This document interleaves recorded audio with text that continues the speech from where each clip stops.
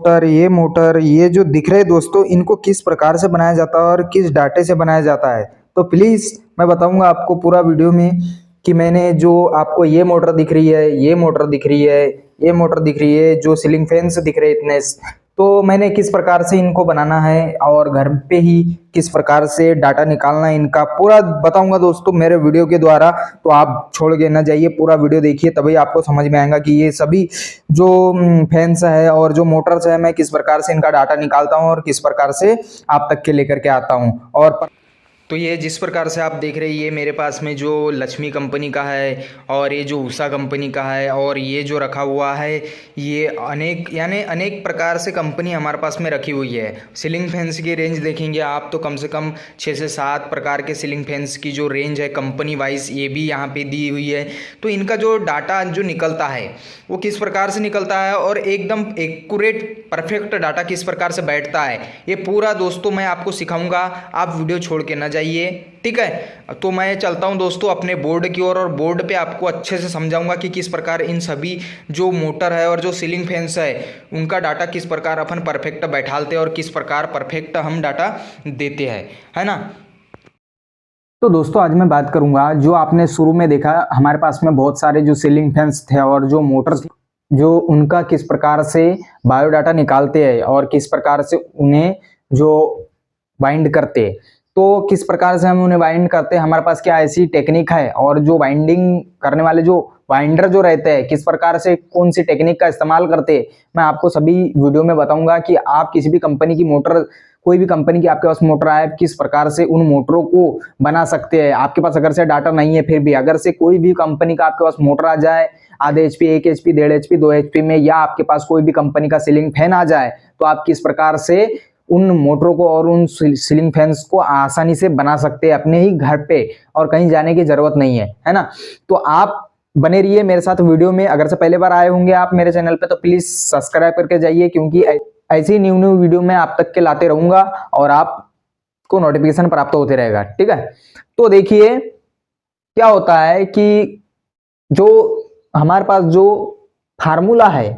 हम किस प्रकार उन फार्मूलों का इस्तेमाल करते हैं किसी भी मोटर को जो या सीलिंग फैंस को बाइंडिंग करने के लिए, कोई भी बाइंडर हो किस प्रकार से फार्मूले का इस्तेमाल करता है, तो मैं वही फार्मूला बताऊंगा, ठीक है। हमने लिख दिया, पहले मान के चलो हम सीलिंग फैंस का बात करते हैं, तो सीलिंग फैंस का स्टेटर हम जो लेकर के आए हैं ये, ठीक है। हमारे पास वैसे तो बहुत सारे सीलिंग फैंस है, आपने देखे लिए हो शुरू में, तो हम अभी एक सीलिंग फैंस को लेके आए हैं किस प्रकार से हम इसका जो डाटा तैयार करते हैं। अगर से आपने हमारा एक वीडियो नहीं देखा है कि सीलिंग फैंस का डाटा किस प्रकार तैयार करते हैं, तो जाकर के हमारे चैनल पे आप देख सकते हैं। मैंने कंप्लीट सीलिंग फैंस के ऊपर में वीडियो डाल करके रखा है, तो आप वो वीडियो देख सकते हैं जिसमें मैंने आपको बताया कि किस प्रकार स्टंपिंग साइज के हिसाब से आप किसी भी कंपनी का जो आपके पास सीलिंग फैंस आ जाए, ओरिएंट आ जाए, उषा आ जाए, बजाज आ जाए, किसी भी प्रकार की कंपनी का सीलिंग फैंस आ जाए, आप आसानी से उन्हें बना सकते हैं, ठीक है। तो आज मैं बात करूंगा इस सीलिंग फैंस के बारे में। तो आप देख सकते हैं किसी भी सीलिंग फैंस को बनाने के लिए आपको मालूम होगा, अगर से आपने मेरी वीडियो देखा होगा तो,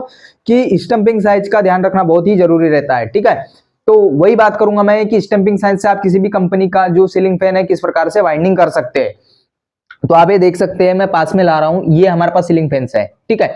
ये हमारे पास सीलिंग फैंस है और ये इसका स्टेटर का जो स्टंपिंग साइज है, ठीक है। ये यहां से लेकर के आप जब यहां तक के गिनेंगे, ठीक है, ये यहां से लेकर के आप, ये दिखा देता हूं मैं आपको, तो ये जो है यहां से लेकर के यहां तक के, इसके फर्स्ट से इसके लास्ट तक के आपको स्टंपिंग साइज नापी जा सकती है किसी भी सीलिंग फैंस की, है ना। तो स्टंपिंग साइज आपको मान के चलो 10 mm आ गई, ठीक है। आपके पास 10 mm सीलिंग फैन की स्टंपिंग आ गई, तो आप इस्तेमाल डाटा जो कर सकते हैं, तो उसके लिए स्टंपिंग साइज बहुत ही जरूरी रहती है, ये उसका फार्मूला होता है, ठीक है। आप मान के चलो हमको किसी भी कंपनी की मोटर आ रही है, अगर से आपका इसको बनाने के लिए कंप्लीट डाटा का वीडियो चाहिए, तो आप मेरे चैनल पे जाकर के देख सकते हैं, आपको कंप्लीट डाटा सीलिंग फैंस का बाइंडिंग डाटा जो है पूरा कंप्लीट वीडियो मिल जाएगा। उसके बाद में बात करें जो मोनोब्लॉक पंप होती है 1 एचपी, 1.5 एचपी, 2 एचपी, उसका हम किस प्रकार से डाटा निकालते हैं, तो उसका भी डाटा निकालने के लिए हम क्या काम करते हैं कि हमारे पास जो इनर डाया और आउटर डाया होता है उसके हिसाब से हम उसका डाटा कंप्लीटली तरीके से निकाल सकते हैं, है ना। तो ये देख सकते हैं हमारे पास में ये ये जो एक मोटर है, ठीक है, अभी हम इसमें पेपर डालने की प्रक्रिया चालू थी हमारी, तो मैंने चाहा कि एक वीडियो बना करके आपको दिखा दूं। तो ये जो है, ये हमारे पास में एक लक्ष्मी कंपनी का मोटर है, ठीक है। हमारे पास कोई भी कंपनी का मोटर है, हम दिक्कत नहीं लेते, हम सिर्फ उसके स्टंपिंग और जो इनर डाया है आउटर डाया है, हम सिर्फ उस पर ध्यान देते हैं कि हमारे पास इनर डाया और आउटर डाया जिस प्रकार से आएगा हम उस प्रकार से उसका वाइंडिंग करते हैं, ठीक है। तो मान के चलो हम ये जो दिखा रहे, आपको जो इसका डाटा चाहिए तो यहां से इसके लास्ट से लेकर के आप यहां तक के इसको गिन सकते हैं, और इसकी गोलाई यहां से लेकर के यहां तक के आप टेप की सहायता से गिन सकते हैं। आप जो भी प्राप्त होगी आप उसके हिसाब से डाटा निकाल सकते हैं। अगर से आपको इसका भी डाटा निकालना नहीं आता तो मेरे पास इसका भी कंप्लीट वीडियो है, आप मेरे चैनल पे जाकर के आप देख सकते हैं किस प्रकार मैंने किसी भी मोनोबलॉक पंप का जो 1 HP हो, आधे HP हो, पौने HP हो, 0 की मोटर हो, किसी भी प्रकार की मोटर हो, मैंने उसका भी डाटा बताया हुआ हूं कि किस प्रकार हम निकालते हैं, ठीक है। तो आप जाकर के मेरे चैनल पे देख सकते हो वीडियो। अब बात करें कि आप अगर से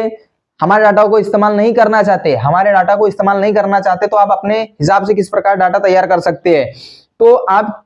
ऐसा ना नहीं कीजिए, ठीक है। अगर से आप किसी का डाटा इस्तेमाल नहीं करना चाहते तो मत कीजिए, ऐसा कोई दिक्कत नहीं है, लेकिन आपको एक मेहनत करना पड़ेगा, और वो क्या मेहनत है मैं आपको बताना चाह रहा हूं, ठीक है। आप किसी भी मोटर को काटते हो, ठीक है, तो काटो तो आप सबसे पहले उसका जो रनिंग में जो चक्कर निकला हुआ है, कितने टन से निकले हुए रनिंग में, आप उसको गिनो प्रॉपरली, और स्टार्टिंग में कितने टन से निकले हुए आप उसको भी प्रॉपरली गिनना पड़ेगा, तभी आपका परफेक्ट डाटा निकलेगा। और उसके साथ में आपको गेज भी गिनना पड़ेगा,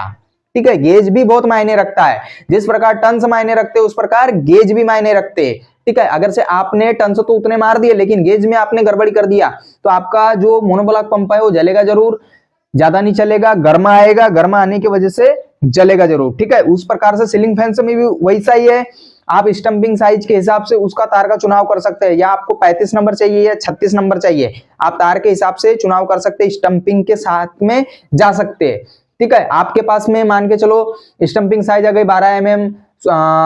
16 mm, 18 mm, 15 mm, ठीक है। उसके हिसाब से आप तार का चुनाव कीजिए कि आपको किस प्रकार से उसमें 35 नंबर लगना है या 36 नंबर लगना है, या कौन कितने टन से लगेंगे, आपको स्टंपिंग के हिसाब से ही चलना है। अगर से आप उसके हिसाब से नहीं चलना चाहते तो आप सिंपल सा काम क्या कीजिए कि आप सीलिंग फैन को काट लीजिए, काटने के बाद में प्रत्येक जो उसका जो रनिंग का कॉइल होता है और स्टार्टिंग का कॉइल होता है, आप दोनों को एक एक करके गिन लीजिए। गिनने के बाद में आपको प्रॉपरली पता चल जाएगा कि इसमें कितने टन है, और उसके बाद में आपको उसका गेज भी चेक करना पड़ेगा कि आपके पास में उसका गेज कितना है। इससे अच्छा क्या काम कीजिए, आप मेरे वीडियो पे जाइए, देखिए कि किस प्रकार स्टंपिंग साइज के हिसाब से मैंने 10 mm और जो 12 mm, 14 mm, 15 mm, 18 mm, 16 mm का किस प्रकार से सीलिंग फैंस के लिए मैंने आपके लिए वहां पे एक डाटा देकर के रखा हुआ हूं। तो आप वो वीडियो नहीं देखे होंगे तो जाकर के देख लीजिए,